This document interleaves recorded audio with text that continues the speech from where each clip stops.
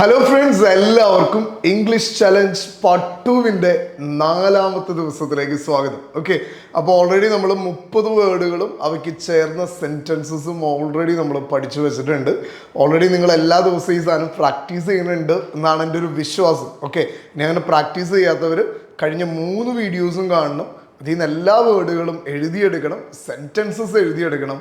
നിങ്ങളുടേതായിട്ടുള്ള sentences ഉപയോഗിച്ച് ഈ ദിവസങ്ങളുടെ മുഴുവൻ സംസാരിക്കണം. ഞാൻ നിങ്ങളോട് പറയാറില്ലേ, നമ്മൾ എന്തുമാത്രം പ്രാക്ടീസ് ചെയ്യും അത്രയും നമുക്ക് ലാംഗ്വേജിൽ ഡെവലപ്മെൻറ്റ് സംഭവിക്കും. ഓക്കെ, അപ്പോൾ നമുക്ക് നന്നായിട്ട് ഇംഗ്ലീഷ് സംസാരിക്കണം. അതാണ് നിങ്ങളുടെയും എൻ്റെയും ആഗ്രഹം. അപ്പോൾ നമുക്ക് ഇംഗ്ലീഷ് ഒരുമിച്ച് പഠിക്കാം, ഒരുമിച്ച് ലാംഗ്വേജിൽ ഫ്ലുവൻ്റ് ആകും. അപ്പോൾ ഇന്നത്തെ 10 വേർഡുകളും 10 സെൻറ്റൻസസും ആണ് നമ്മൾ ഇനി ഡിസ്കസ് ചെയ്യാൻ പോണേ. അപ്പോൾ അതിനു മുമ്പ് ബുക്കൊക്കെ എടുത്തോ, എഴുതാനുള്ളവരൊക്കെ എഴുതിക്കോ. ഓരോ സെൻറ്റൻസസിൻ്റെയും എക്സാമ്പിൾ കൂടെ എഴുതി വെച്ചേക്കണം. ഓക്കെ, മാത്രമല്ല ഇത് കഴിയുമ്പോൾ പ്രാക്ടീസ് കൂടെ ചെയ്യണം. ഹോംവർക്കുകളും എല്ലാ ദിവസവും ചെയ്യുന്നുണ്ടെന്ന് മേക്ക് ഷുവർ ചെയ്യണം. ഓക്കെ, ഞാൻ എല്ലാ ദിവസത്തെ സെഷൻ്റെ അവസാനം ഇതിലേതെങ്കിലും വേർഡുകൾ ഉപയോഗിച്ച് നിങ്ങളോട് സെൻറ്റൻസസ് ക്രിയേറ്റ് ചെയ്യാനായിട്ട് പറയാറുണ്ട്. ചില ആളുകൾ ചെയ്യാറുണ്ട്, ചിലർ ചെയ്യാറില്ല. ചെയ്യുമ്പോഴാണ് നമ്മൾ ആ ഏരിയയിൽ ഒന്നുകൂടെ എക്സ്പ്ലോർ ചെയ്യുക. ഓക്കെ, ചിലപ്പോൾ നമുക്കത് മനസ്സിലായില്ലെങ്കിൽ വീണ്ടും നമ്മൾ ആ വീഡിയോ ഒരു വട്ടം കൂടെ കാണുക. അപ്പോൾ ഡെഫിനറ്റായിട്ടും ഹോംവർക്സുകൾ ചെയ്യണം. ഓക്കെ, അപ്പോൾ നമുക്കിനി നമ്മുടെ വീഡിയോയിലേക്ക് കടക്കാം. ആദ്യത്തെ വേർഡ് ബോറോ. എന്താണ് ബോറോ? ബോറോ എന്ന് പറഞ്ഞാൽ എന്താ? കടം വാങ്ങുക. കടം വാങ്ങുക. ബോറോ എന്ന് പറഞ്ഞാൽ കടം വാങ്ങുക. ഓക്കെ, ഞാൻ എൻ്റെ അടുത്ത് നിന്ന് കുറച്ച് കാശ് ബോറോ ചെയ്തു എന്നൊക്കെ നമ്മൾ പറയും. ഞാൻ കുറച്ച് കാശ് കടം വാങ്ങി എന്നൊക്കെ പറയും. ബോറോ, കടം വാങ്ങുക. ഓക്കെ, ഇനി നമുക്കൊരു സെൻറ്റൻസ് നോക്കിയാലോ. Can I borrow a pen please? Can I borrow a pen please എന്ന് പറഞ്ഞാൽ എന്താ? ഞാനൊരു പേന കടം മേടിച്ചോട്ടെ എന്ന് ചോദിക്കുകയാണ്. ഓക്കെ, ഒരു പേന തരാമോ? ഓക്കെ എന്നൊക്കെയാണ് നമ്മളതുകൊണ്ട് ഉദ്ദേശിക്കണേ. ഒരു പേന കടമായിട്ട് മേടിക്കണം, ഒരു പേന തരും, ഞാൻ തിരിച്ചു തന്നേക്കാം എന്നുള്ള രീതിയിൽ ചോദിക്കുകയാണ്. Can I borrow a pen please? രണ്ടാമത്തെ വേർഡാണ് എംബ്രേസ്. എന്താണ് എംബ്രേസ്? എംബ്രേസ് എന്ന് പറഞ്ഞാൽ എന്താണ്? ആശ്ലേഷിക്കുക, ആലിംഗനം ചെയ്യുക, പുണരുക എന്നൊക്കെ പറയും. ഓക്കെ, എംബ്രേസ് എന്ന് പറഞ്ഞാൽ എന്താണ്? ആശ്ലേഷിക്കുക. ഓക്കെ, അതിൻ്റെ സെയിം വേർഡുകളാണ്, പര്യായ പദങ്ങളാണ്. പുണരുക, ആലിംഗനം ചെയ്യുക എന്നൊക്കെ നമ്മൾ പറയില്ലേ. Embraced the challenges. ഓക്കെ, ഞാൻ എൻ്റെ പ്രശ്നങ്ങളെ ഒരു ആലിംഗനം ചെയ്തു, ഞാൻ അങ്ങനെയൊക്കെ പറഞ്ഞിട്ട് നമ്മൾ വലിയ വലിയ സെൻറ്റൻസസ് മഹാന്മാരുടെയൊക്കെ നമ്മൾ കേട്ടിട്ടുണ്ട്. നമുക്കൊരു എക്സാമ്പിൾ നോക്കാം. It was time for him to embrace the changes. It was time for him to embrace the changes. Okay, മാറ്റങ്ങളെ പുണരേണ്ടത്, ആലിംഗനം ചെയ്യേണ്ട സമയമായി അവന്. Okay, it was time for him to embrace the changes. It was time for him to embrace the changes എന്ന് പറഞ്ഞാൽ എന്താ? മാറ്റങ്ങളെ പുണരേണ്ട സമയമായിരുന്നു അവന് എന്ന് പറയാണ്. ഓക്കെ, മാറ്റങ്ങളെ ആലിംഗനം ചെയ്യേണ്ട, ആശ്ലേഷിക്കേണ്ട സമയമായി എന്ന് പറയാണ്. ഓക്കെ, അപ്പം എംബ്രേസ് എന്ന് പറഞ്ഞാൽ എന്താണ്? ആശ്ലേഷിക്കുക, വാരിപ്പുണരുക, ആലിംഗനം ചെയ്യുക എന്നൊക്കെയാണ്. ജനറേറ്റ്, ഉൽപ്പാദിപ്പിക്കുക.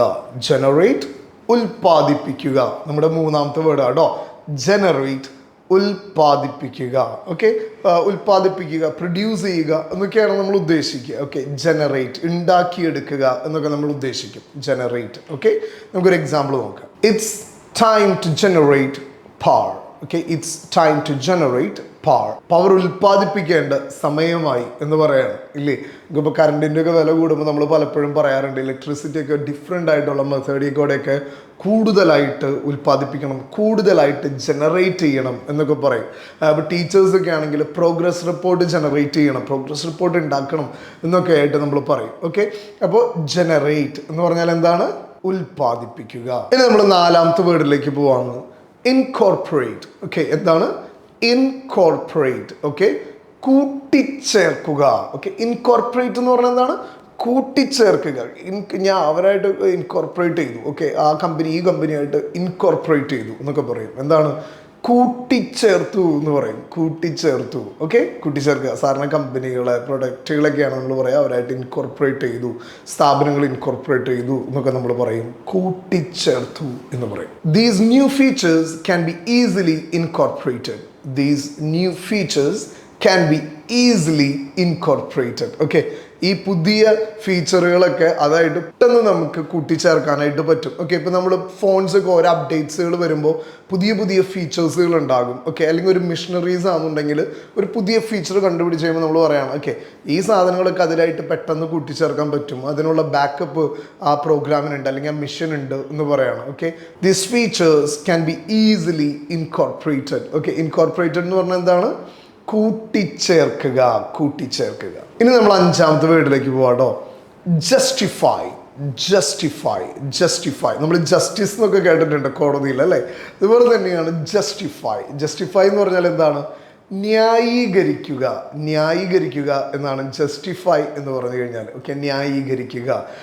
നിന്റെ വലിയ ജസ്റ്റിഫിക്കേഷൻസ് ഒന്നും എനിക്ക് കേൾക്കണ്ട, നിന്റെ വലിയ ന്യായീകരണങ്ങളൊന്നും എനിക്ക് കേൾക്കണ്ട എന്നൊക്കെ നമ്മൾ പറയും ഇല്ലേ. അപ്പൊ ജസ്റ്റിഫൈ എന്ന് പറഞ്ഞാൽ എന്താണ്? ന്യായീകരിക്കുക എന്നുള്ളതാണ്. He was trying to justify himself. Okay, അവനെ തന്നെ ന്യായീകരിക്കാൻ ശ്രമിക്കുകയായിരുന്നു. എങ്ങനെ പറയാ?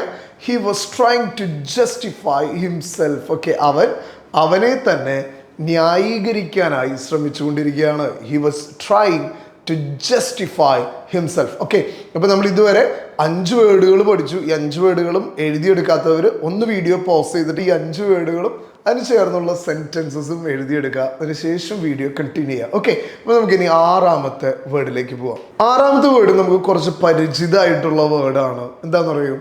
നോളജ്. എന്താണ്? നോളജ്. ഇനി ഒട്ടും ഇംഗ്ലീഷ് അറിയാത്ത ആളുകൾ നമ്മുടെ ലാംഗ്വേജ് ഒക്കെ പഠിക്കുന്ന കാരണം കൊണ്ട് ക്ലാസ്സസ് അറ്റൻഡ് ചെയ്യുന്നതുകൊണ്ടാണ് ഞാൻ ഇത്തരം വേർഡുകൾ കൂടെ ഞാൻ ആഡ് ചെയ്യുന്നത്. നോളജ് എന്ന് പറഞ്ഞാൽ എന്താണ്? അറിവ്. ഓക്കെ, നമ്മൾ കേട്ടിട്ടുണ്ട് knowledge is power. Okay, knowledge is power എന്ന് പറഞ്ഞാൽ എന്താണ്? അറിവ് എന്ന് പറയുന്നത് ഒരു വലിയ ശക്തിയാണ്. നോളജ് ഈസ് പവർ എന്ന് പറയും. ഓക്കെ, അപ്പൊ നോളജ് എന്ന് പറഞ്ഞാൽ എന്താണ്? അറിവ്. She has expert knowledge in forensics. Okay, she has expert knowledge in forensics. Okay, she has expert knowledge in forensics എന്ന് പറഞ്ഞാൽ എന്താണ്? ഫോറൻസിക്സ് എന്നിൽ അവൾക്ക് വലിയ നോളജ് ഉണ്ട്, വലിയ അറിവുണ്ട് എന്ന് പറയണം. അപ്പോൾ ആ ഏരിയയിൽ അവൾ പുലിയാണ് എന്ന് സാരം. ഓക്കെ, നമ്മളെ കുറിച്ചിട്ട് ആളുകൾ പറയണം he has expert knowledge in English language. Okay, he has expert knowledge in English language. English ലാംഗ്വേജിൽ അവർക്ക് ഭയങ്കര അറിവാണ് നമ്മളെ കുറിച്ച് മറ്റുള്ളവർ പറയണം. ഓക്കെ, ഇനി നമുക്ക് 7ാമത്തെ വേർഡ് നോക്കാം കേട്ടോ. നെയ്ബർഹുഡ്. ഓക്കെ, നമ്മൾ നെയ്ബർ എന്ന് കേട്ടിട്ടുണ്ട്. നെയ്ബർ എന്ന് പറഞ്ഞാൽ ആരാ? അയൽവക്കക്കാർ. ഓക്കെ, നെയ്ബേഴ്സ്, അയൽവക്കക്കാർ എന്ന് പറയും. ഓക്കെ, നെയ്ബർഹുഡ് എന്ന് പറഞ്ഞാൽ എന്ത്? അയൽവക്കം എന്ന് പറഞ്ഞാൽ ചുറ്റിനുള്ള ഒരു കൂട്ടം വീടുകളൊക്കെയാണ് നമ്മൾ പറയുക നെയ്ബർഹുഡ്. ഓക്കെ, നെയ്ബർഹുഡ്, അയൽവക്കം എന്ന് നമ്മൾ പറയും. ഇനി നമുക്ക് പറയാൻ പറ്റിയ ഒരു സെന്റൻസ് കൂടെ ഞാൻ പറയാം. We live in a nice house in a nice neighborhood. We live in a nice house in a nice neighborhood. ഞങ്ങളൊരു മനോഹരമായ വീട്ടിൽ മനോഹരമായ അയൽവക്കക്കാരുടെ ഇടയിലാണ് ജീവിക്കണമെന്ന് പറയാണ്. നല്ലൊരു മനോഹരമായിട്ടുള്ള വീടുണ്ട്, ആ വീട് ഒരുപാട് നല്ല അയൽവക്കക്കാരുടെ ഇടയിലാണെന്ന് പറയാണ്. We live in a nice house in a nice neighborhood. Okay, അപ്പം നെയ്ബർഹുഡ് എന്ന് പറഞ്ഞാൽ എന്താണ്? അയൽവക്കം. ഇനി നമുക്ക് 8ാമത്തെ വേർഡ് നോക്കാം. ഒബ്ലിഗേഷൻ എന്ന് പറഞ്ഞാൽ എന്താണ്? ചുമതല.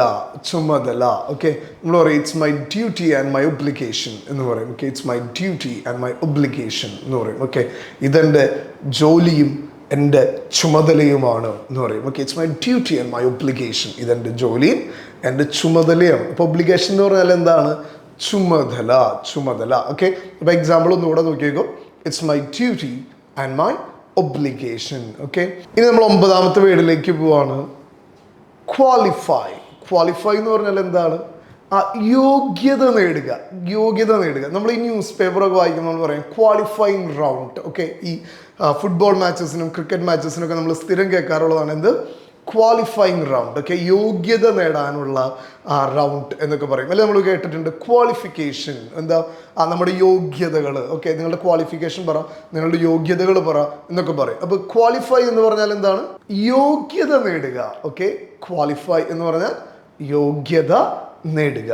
India qualified for the finals in the T20 tournament. Okay, India qualified for the finals in the T20 tournament. Okay, അപ്പോൾ T20 ടൂർണമെന്റിൽ 2020 ടൂർണമെന്റിൽ ഇന്ത്യ ഫൈനലിന് വേണ്ടിയിട്ട് ക്വാളിഫൈ ചെയ്തു, യോഗ്യത നേടി എന്ന് പറയാം. ഇനി നമ്മൾ നമ്മുടെ അവസാനത്തെ 10ാമത്തെ വാക്കിലേക്ക് പോവാണ്.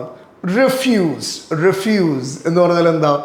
വിസമ്മതിക്കുക. ഓക്കെ, റിഫ്യൂസ് എന്ന് പറഞ്ഞാൽ വിസമ്മതിക്കുക. ഓക്കെ, ഇപ്പോൾ ചില കാമുകന്മാരും കാമുകരൊക്കെ പറയാറുണ്ട് അവരെന്നെ റിഫ്യൂസ് ചെയ്തു. ഓക്കെ, എൻ്റെ പ്രേമാഭ്യർത്ഥന അവർ റിഫ്യൂസ് ചെയ്തു എന്നൊക്കെ പറയും. ഓക്കെ, പ്രേമാഭ്യർത്ഥന നിരസിച്ചു, വിസമ്മതിച്ചു. ഓക്കെ, അപ്പോൾ വിസമ്മതിച്ചു, നിരസിച്ചു എന്നൊക്കെയാണ് എന്ത് റിഫ്യൂസ്. റിഫ്യൂസ് എന്ന് പറഞ്ഞാൽ എന്താണ്?